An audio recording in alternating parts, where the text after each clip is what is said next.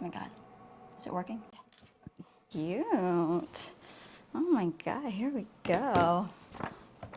It's freaking hot. Take like 20.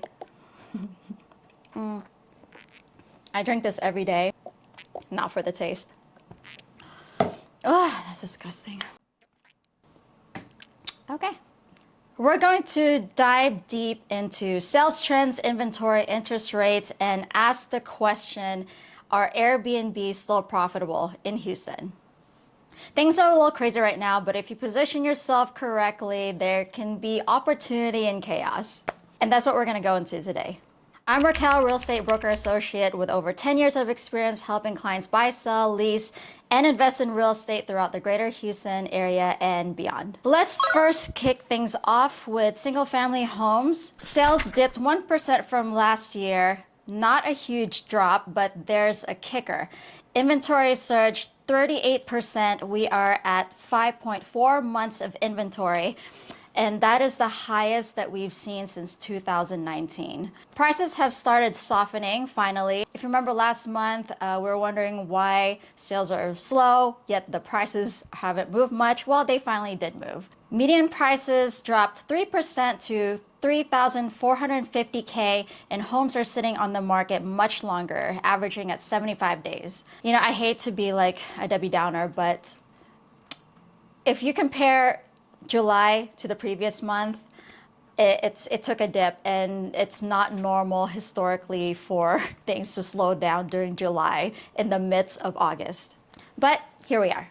So what does this mean for buyers? It means that buyers have more negotiation power. So if you are shopping, maybe you can ask the seller to cover your closing costs, other concessions, repairs, allowance towards upgrades to your house, even price reductions. And sellers, you need to price competitively from day one, starting on day one, and of course, stage aggressively. And if you need help preparing your home to put on the market, I'll put a home preparation checklist in the links below. It will not only help you get organized, but it'll optimize the home buying experience when buyers tour your property. It'll make transitioning to your next home a lot easier. Now let's break down the pricing segments because not every home in each category is performing the same way. Homes that are $250,000 and below, still very competitive. Now, what this chart doesn't show is the number of inventory within each price range.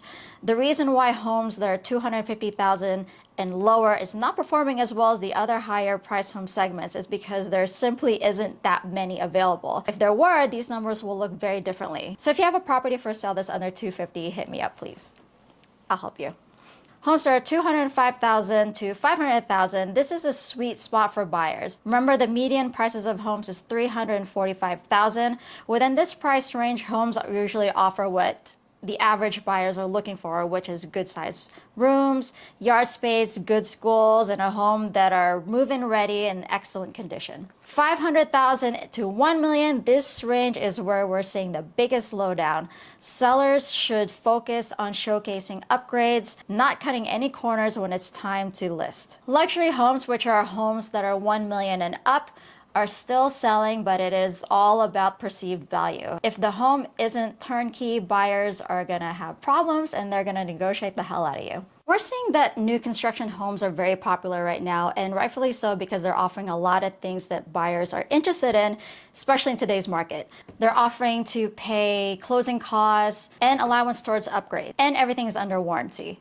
Most things are under warranty. I have to correct myself. But sellers selling resale homes can do much of the same. You can also offer to pay closing costs, allowance towards upgrades and repairs. And I mean, you can offer a lot of the same things. And let's not forget that resale homes often offer things that new construction homes can't match. For example, established neighborhoods, mature trees and landscape, good schools. Most of them already come with blinds or window treatments, and new construction homes, you have to buy that separately. And of course, there's no waiting on construction delays, which in the land of hurricanes and now tornadoes can happen often. If you want big ticket items like a basketball court or a pool, you will save a lot more money buying a house that already has it than buying a new home and building a whole new one there. So there's definitely trade-offs with new construction and resale homes. So for buyers, although builder offerings are amazing, can't argue with that. But just don't, you have to look at the whole picture. Just don't sleep on the resale homes just yet. Okay, moving on to townhomes and condos. Sales dropped 6% and the median prices slid 3% to 217,500. Inventory ballooned to 8.5 months. Clearly, buyers are favoring single-family homes, and that has a lot to do with Texas culture entirely, which places a lot of importance on big spaces. I would not be sleeping on townhomes and condos just yet if I was a buyer. If you're a first-time home buyer or an investor, you might want to look into townhouse and condos. And if you want to put yourself in a good position to negotiate, please share these numbers so they know that you're not just making this stuff up. Investors can really find solid deals if they're willing to hold long and do some renovations. I know some of you are shy from higher HOA fees, but you need to look at what those HOA fees include, because a lot of them do include most of the utilities: electricity, water, sewage, gas, maybe. Some even offer internet, and then there's amenities, security, insurance on common areas. If you compare it to a single family home and the utilities and maintenance costs there, it could be pretty equal. But great news for interest rates. I'm very stoked about this. We've seen a second consecutive month of lower interest rates.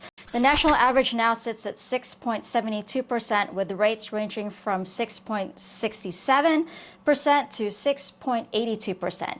That's a relief, especially considering we have been flirting with almost 7% rates early summer.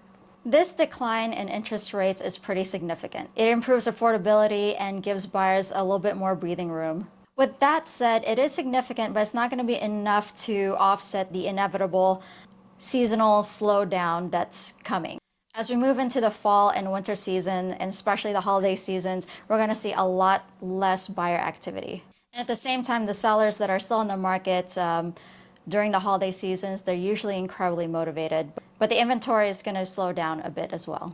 If I was a buyer, I work with a lot of buyers, and a lot of them do want to kind of take a break from looking at houses during the holiday seasons, and rightfully so. Everyone wants to enjoy the holidays, go on vacation, blah, blah, blah.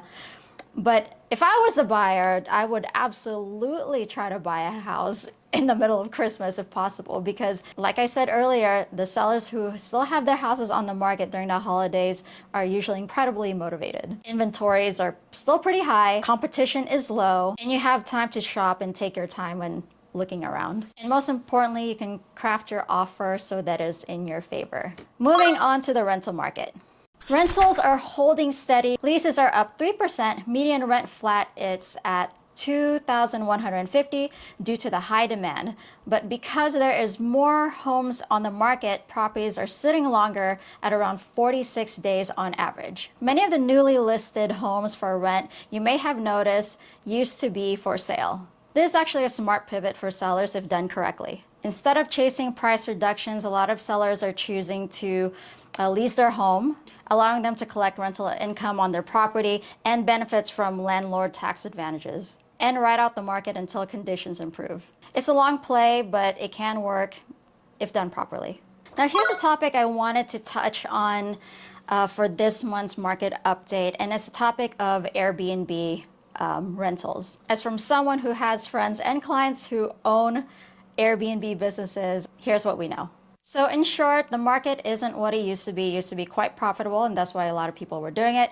In Houston, the median Airbnb occupancy rate is around 59%, and the average annual revenue per property is about $27,000. But only the top 10% of the listings are pulling these strong numbers. Those earning over $300 a night and hitting 80% occupancy every year. Again, that's only just for the 10%. Nationally, the occupancy has dropped 50%, down 7 points year over year.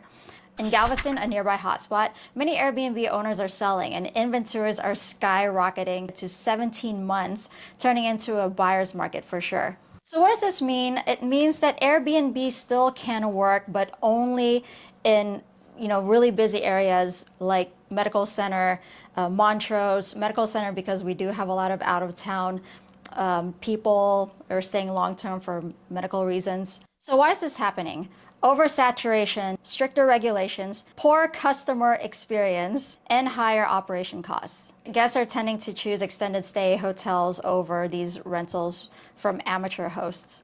So for investors, if you are banking on Airbnb as a passive income in Houston, if you have a location in the suburbs, you are shit out of luck. But if you're in a high demand zone like the Medical Center, Montrose, even maybe Post Oak, if you treat it like a business and offer your guests a 5-star experience, work towards getting those 5-star reviews because they are everything.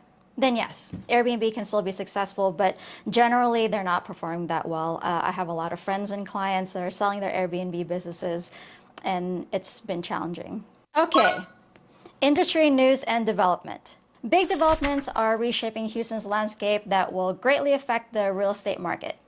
New Midtown development construction began in the mixed-use project near the Metro Rail, featuring over 300 residential units, ground floor retail, and co-working space. Completion is set for late 2026. Katy Boardwalk expanded. The city approved phase 2 of the Katy Boardwalk district. I love that place, it's so cute. Adding more residential towers, boutique shops, and additional restaurant spaces, this development is expected to further boost the area's livability and attract more residents seeking a live, work, play environment. Montrose gets a zoning update, finally. A new overlay district is under review to allow more multifamily conversions on formerly single-family lots. This could significantly increase density and reshape the character of Montrose and offer more opportunities for developers and investors alike.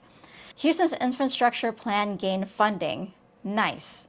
I've had to replace my tires so many times because of random potholes. The city secured additional state funding for infrastructure improvement across key inner loop neighborhoods.